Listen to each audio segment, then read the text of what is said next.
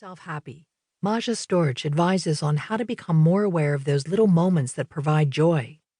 Meanwhile, Katja Gashler points out in Power of the Pen that writing about negative experiences can help us heal and move on.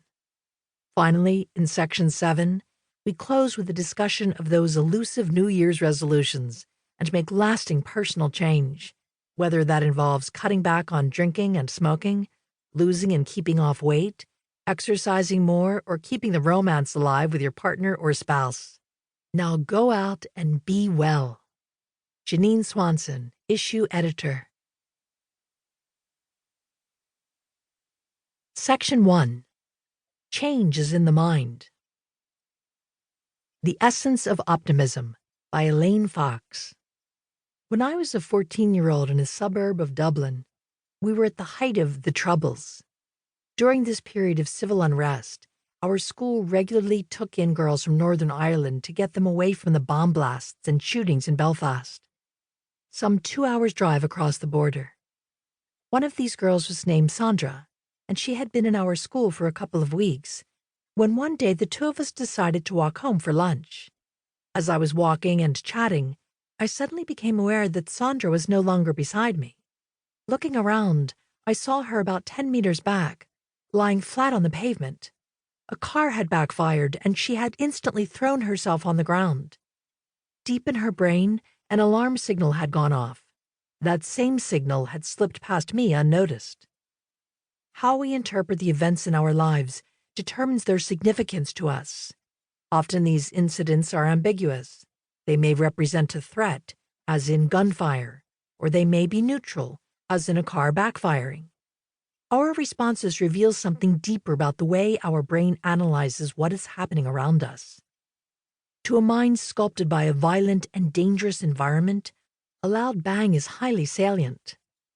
Ambiguous situations crop up all the time, particularly in the social world.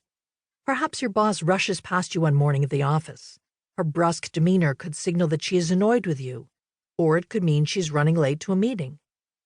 New research tells us that subtle subliminal biases in interpreting such events can affect our life trajectory. Through some combination of genetics and personal experiences, we can develop a habit of seeing the proverbial glass as either half full or half empty. That frame of mind, in turn, alters our resilience to adversity, for better or worse. Cognitive psychologists have long known that people who rate higher on measures of anxiety and depression, my colleagues and I call it emotional vulnerability, tend to draw overly negative conclusions when faced with ambiguous social situations. We also know that people who react more emotionally to adversity are at a higher risk of acquiring disorders of anxiety and depression the next time they encounter a stressful period. A growing body of evidence now suggests that cognitive biases are the reason that some of these emotional disorders arise and stay entrenched. A tendency to notice, analyze, and mull over threatening events can lead us to believe in a more menacing world than when we routinely see the sunny side of life. An emerging field known as cognitive bias modification, CBM, aims to turn these negative predilections around, to instill more positive assessments, and to bolster our defenses against stress. Toxic tendencies. Hundreds of psychology experiments support the view that we possess ingrained biases that correlate with a person's ability to weather life's ups and downs.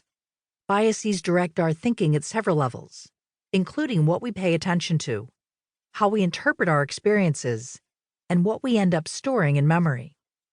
Psychologists have developed ingenious tools for measuring these mental habits under highly controlled laboratory conditions. One simple way to assess how we interpret things is to ask people to listen to someone saying numerous homophones, which are words that sound alike but have different spellings, and to write down the word they hear. For example, homophones such as die, D-Y-E, and die, D-I-E, or pain, P-A-N-E, and pain, P-A-I-N, sound the same but have either a negative or a benign meaning. A program of research started by psychologist Michael Eysenck, now emeritus at the University of London, and his colleagues in the 1980s, has shown us that those who rate higher on measures of anxiety are more likely to write down the negative spellings.